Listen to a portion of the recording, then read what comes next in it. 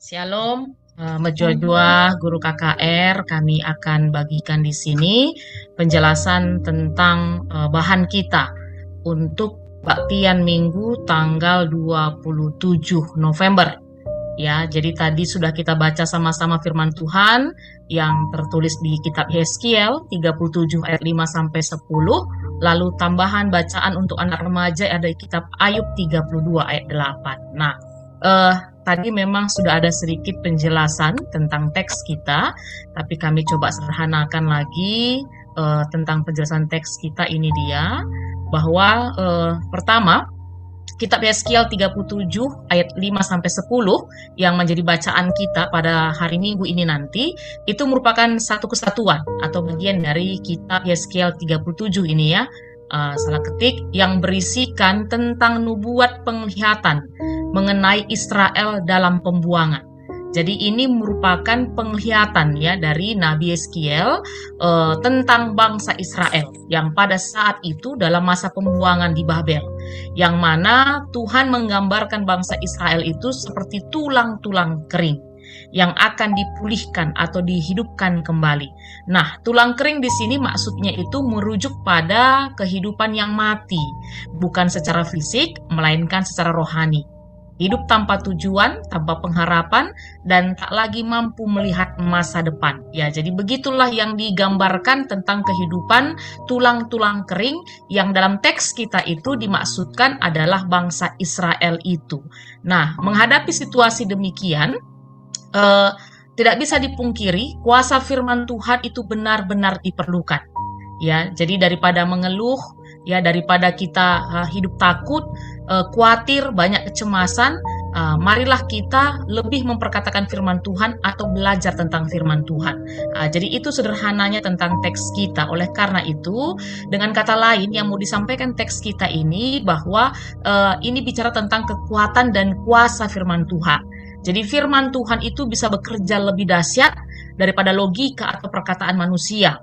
Mungkin bisa jadi kan begitu ya, bahwa ada orang yang memperkatakan kita atau kita sendiri menganggap bahwa kita pribadi yang gak punya masa depan kan gitu ya, atau kita mengibaratkan seperti kata-kata atau penglihatan yang dialami oleh Yeskiel tadi, kita itu bagaikan tulang-tulang kering, atau ada istilahnya sekarang itu hidup segan mati tak mau kan begitu, gak jelas arahnya. Jadi kalau memang ada hal-hal seperti itu yang kita alami, ingatlah kan begitu ya, firman Tuhan ini mau bilang kepada kita, ingatlah bahwa bersama Tuhan yang hidup, kita selalu memiliki pengharapan. Jadi dengan kata lain, teks kita juga mengajarkan tentang pengharapan bagi kita, yang mana bangsa Israel yang sudah sempat sangat begitu terpuruk, karena mereka dalam masa penghukuman di Babel pada saat itu, dan diperkirakan itu ketika Nabi Yeskiel ini menyampaikan nubuatan penglihatannya ini, itu setelah 10 tahun mereka berada di Babel. Kira-kira seperti itu kan begitu dia. Jadi bisa kita bayangkan 10 tahun itu bukan waktu yang sebentar dalam menjalani masa-masa pembuangan, atau sama seperti kita dulu dibilang penjajahan kan gitu ya. Cuma kalau di Indonesia dulu, penjajah yang datang ke negeri kita, kita masih hidup di negeri kita. Bayangkan susahnya orang Israel, dia diangkut dari negerinya, dibawa ke negeri orang lain dan hidup menjadi bangsa asing, bahkan menjadi orang tawanan di bangsa asing. Jadi pasti otomatis mereka sangat menderita, sangat susah, walaupun tidak bisa kita pungkiri itu karena ulah mereka sendiri kan begitu dia. Nah, kalau dikaitkan dengan baca remaja kita tadi, ya bagaimana kuasa dan kekuatan firman Tuhan itu berpengaruh dalam kehidupan kita. Demikian juga yang dialami oleh Ayub ketika dia menjalani kehidupannya. Ya bagaimana Ayub dengan firman yang disampaikan tadi, dia menunjukkan rasa hormatnya kepada kekuasaan Tuhan di dalam hidupnya sebagai pemilik roh ataupun nafas kehidupan. Jadi Ayub mengimani dan mengaminkan bahwa roh yang dari Tuhan Allah yang memberi dia kekuatan, yang memberi manusia pengertian, yang memberi manusia hikmat, kan begitu dia. Jadi itulah kekuatan dan kuasa firman Tuhan dalam kehidupan kita. Nah, oleh karena itu Guru KKR, kami lihat tema kita sama semua, ya kehidupan yang baru. Bahan ini tadi, Yeskiel 37 ayat 5 sampai 10 dan Ayub 32 ayat 8. Tujuan pun kami lihat hampir sama semua, sehingga di kegiatan pengajaran kami gabung menjadi satu ya, balita, anak kecil, anak tanggung, dan remaja. Nah, metode cerita, alat peraganya tidak ada ya, tapi kalau mau buat gambar segala macam, karena ini kami lihat masih dikaitkan tentang lingkungan hidup, ya teks kita. Jadi ini dia rekomendasi nyanyian, hidupku bukannya aku lagi, aku berubah, janganlah serupa dengan dunia ini, hidupku bukannya aku lagi, Kitab Deden nomor 381. Oke, ini kegiatan pengajaran yang bisa kami tambahi di sini. Pertama itu adalah guru mengajak KKR bersama mengucapkan tema ya kita pada minggu ini, yaitu kehidupan yang baru. Nah, pasti untuk anak remaja, anak tanggung ini tidak begitu sulit, tapi pasti untuk anak balita seperti kami sampaikan di awal tadi dan anak kecil mungkin ini tema yang berat ya. Menurut kami tema yang berat, bahkan teksnya menurut kami pun untuk anak balita dan anak kecil ini termasuk teks yang berat, tapi percaya kita dengan tuntunan Roh Kudus dan kita bersiap belajar, yakin dan percaya guru KKR kami pasti dimampukan untuk menjelaskannya dan anak-anak kita juga dimampukan untuk memahaminya.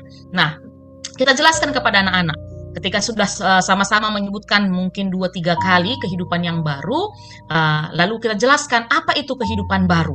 Nah, ini dia secara sederhananya, kehidupan baru itu artinya kehidupan yang kita jalani karena Tuhan memberikan kesempatan hidup yang lebih baik lagi kepada kita.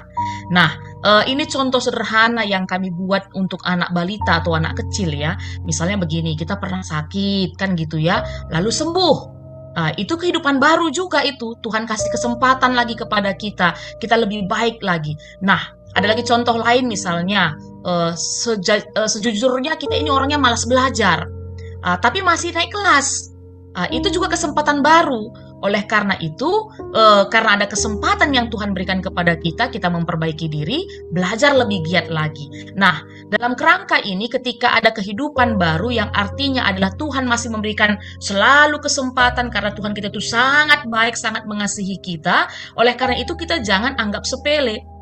Gitu dia ya. Jangan anggap gampangan. Setiap kesempatan baru, kehidupan baru yang tiap saat Tuhan berikan kepada kita, hari ini bisa kita lalui dengan selamat, besok pagi bangun lagi, itu juga kesempatan baru, kehidupan baru yang bisa kita sampaikan ke anak-anak kita. Nah, untuk itu kita harus mempergunakan setiap kesempatan yang Tuhan berikan ini dengan baik dalam kehidupan kita. Nah, ini penjelasan awal yang bisa kami sampaikan kepada anak-anak, perkenalan tentang tema kita. Lalu setelah itu, teks ya, teks ini mungkin nanti bisa ke masih bisa ke balita, masih bisa ke anak kecil, anak tanggung dan remaja.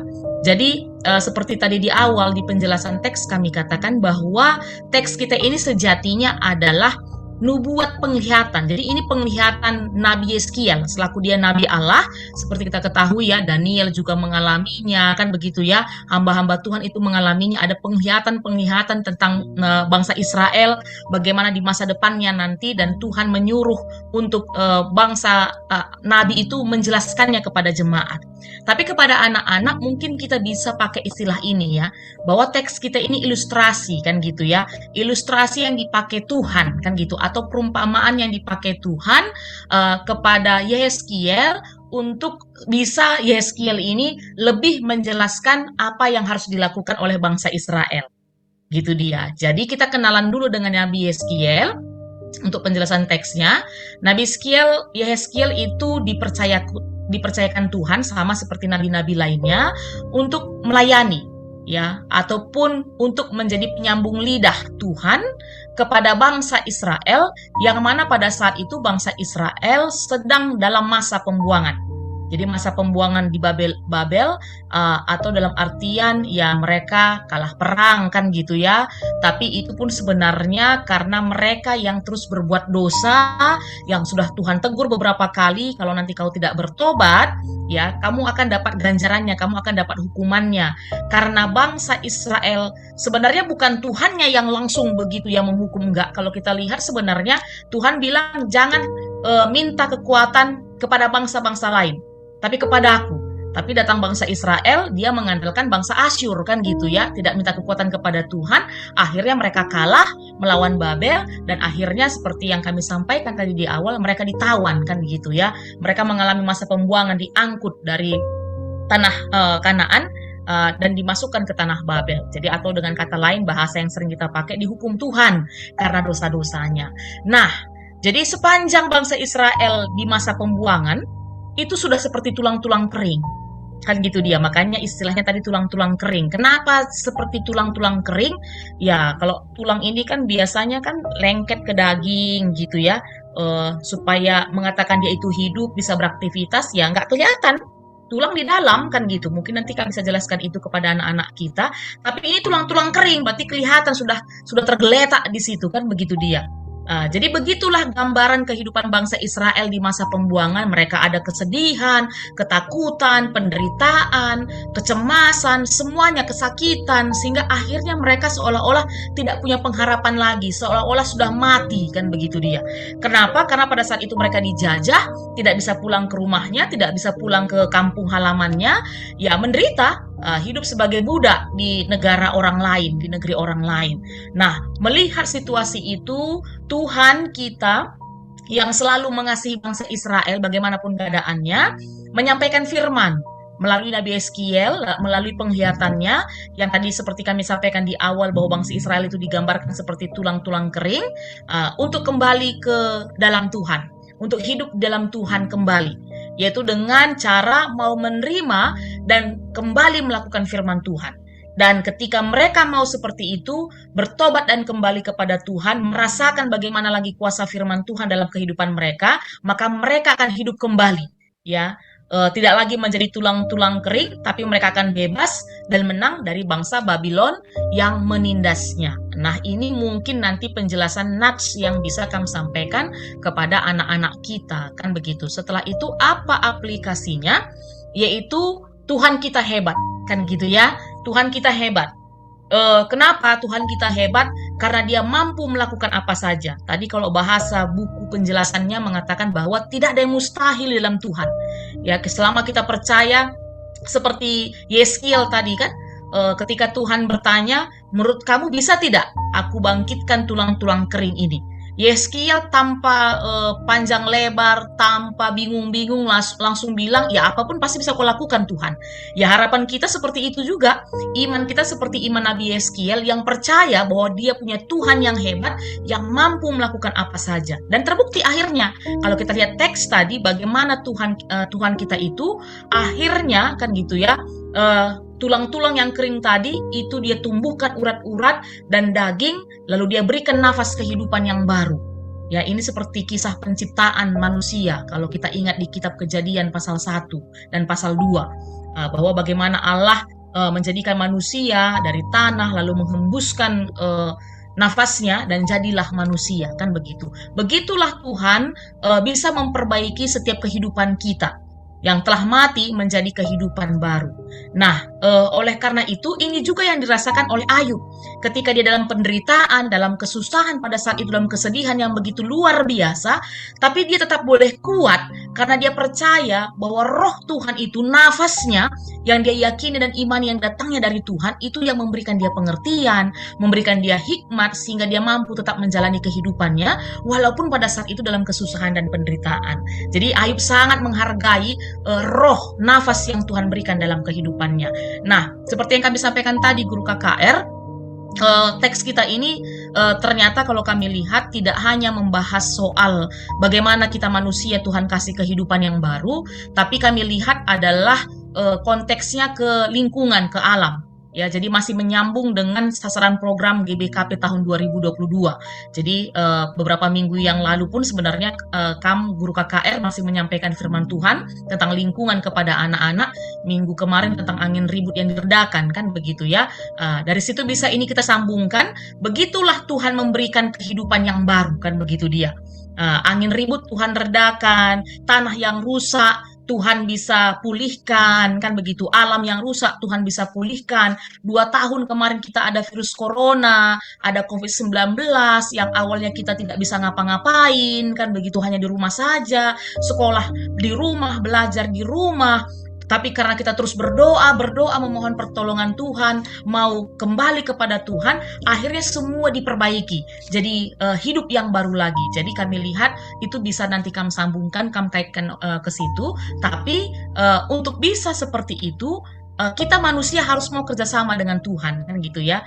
ke remaja, ke anak tanggung, ini bisa nanti kamu pakai bahasanya. Ya kita mau harus kerjasama dengan Tuhan. Kita sebagai mitra Tuhan, partner Tuhan, ya apa yang bisa kita kerjakan, menjaga lingkungan, ayo kita jaga. Ya Tuhan kita itu bisa melakukan apa saja. Kayak ini ya, gempa di Cianjur kan gitu ya. Nggak bisa dipungkiri memang pasti kita sangat sedih.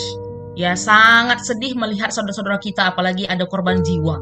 Tapi satu hal yang kita percaya bahwa kondisi yang saat ini memang begitu parah chaos di Cianjur, yakin dan percaya kita akan bisa baik kembali.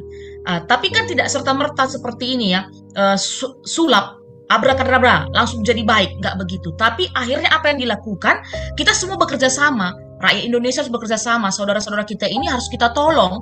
Ya kalau memang kita harus kumpulkan bantuan lewat mungkin kita serahkan sedikit apa yang ada di kita kan gitu ya.